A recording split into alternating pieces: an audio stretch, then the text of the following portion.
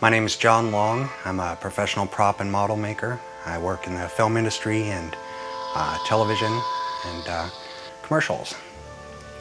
Basically, I got my start because of my fascination with the gadgetry of Star Trek. So Star Trek really holds a very fond place in my heart. When I was a kid, they didn't have all those fancy gadgets that we saw Captain Kirk and his crew playing with or using to save the galaxy. So I was inspired to create my own, and that actually led later in life to a career in the movie industry. Eventually I had the opportunity of a lifetime to actually document and photograph and measure one of the only surviving original Hero phaser props. And I actually created an exact replica of that prop. This is actually created as a prototype for a plastic model kit, a licensed model kit that I'm hoping to do with the studio sometime soon. Some of the things that a lot of people don't realize the phasers did, the Hero version anyway, they had the rising sight that when activated via the thumb wheel, not only did the sight rotate up, but the emitter extends and illuminates.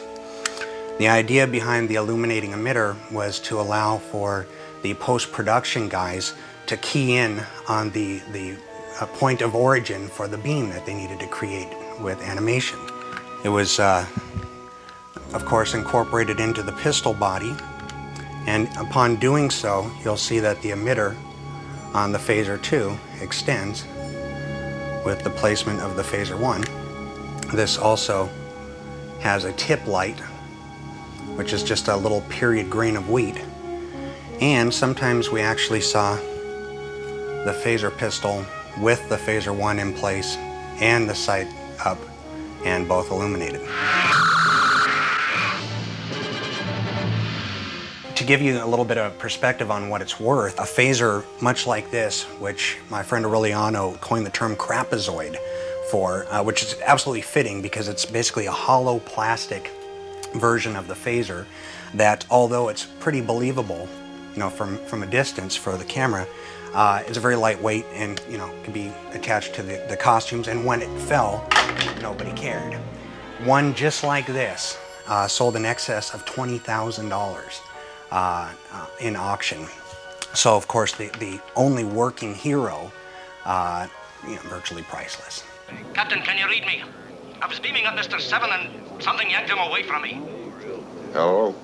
Hello, come in. Here, Who are you? Sergeant, it's operated from this dial here. We're getting no response. About a year and a half after documenting the Hero phaser, I was given the exact same opportunity with two original TOS communicator props. We photographed the daylights out of them and measured them and took tracings, everything. I then created exacting replicas of those existing communicator props.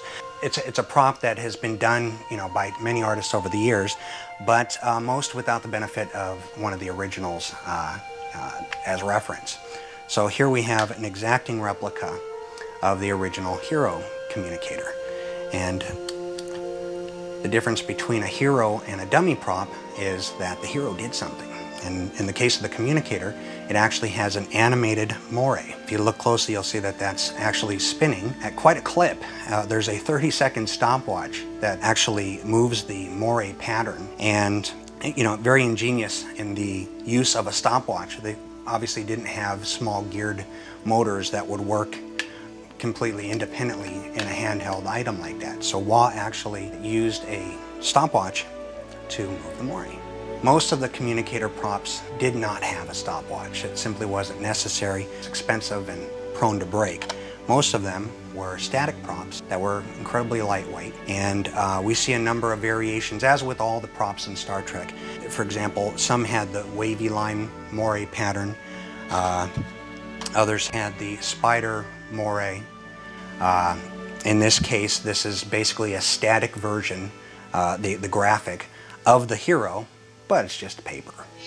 Your communicator. You might be wondering what these pieces are. And this is an interesting little item I was commissioned to create for a licensee. And get it together in a little bit here for you. Starting to look familiar? This is the TOS phaser rifle that was only used in one episode, but certainly a very, very cool prop.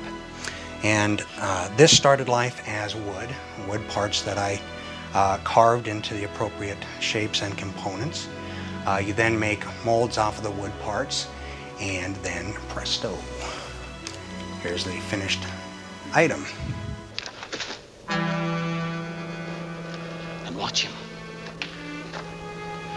Hang on to being a human for 1 minute longer.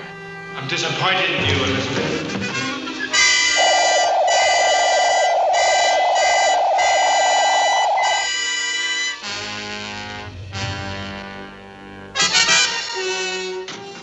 When we were kids, all we had really was, you know, the Mego stuff, the oversized, colorful walkie-talkies and stuff that are great and are now fabulous collector's items. But it really had nothing that looked like what was actually used on the show. So I had gone to a few conventions and such, and saw that there was, you know, various artists that were creating pretty accurate replicas of the phasers and communicators and stuff. And that inspired me to actually try my hand at, you know, the more sophisticated stuff. And eventually was seen by the right people, and was actually given opportunities to do props in the film industry. 2 to beam up, Scotty. Live long and prosper.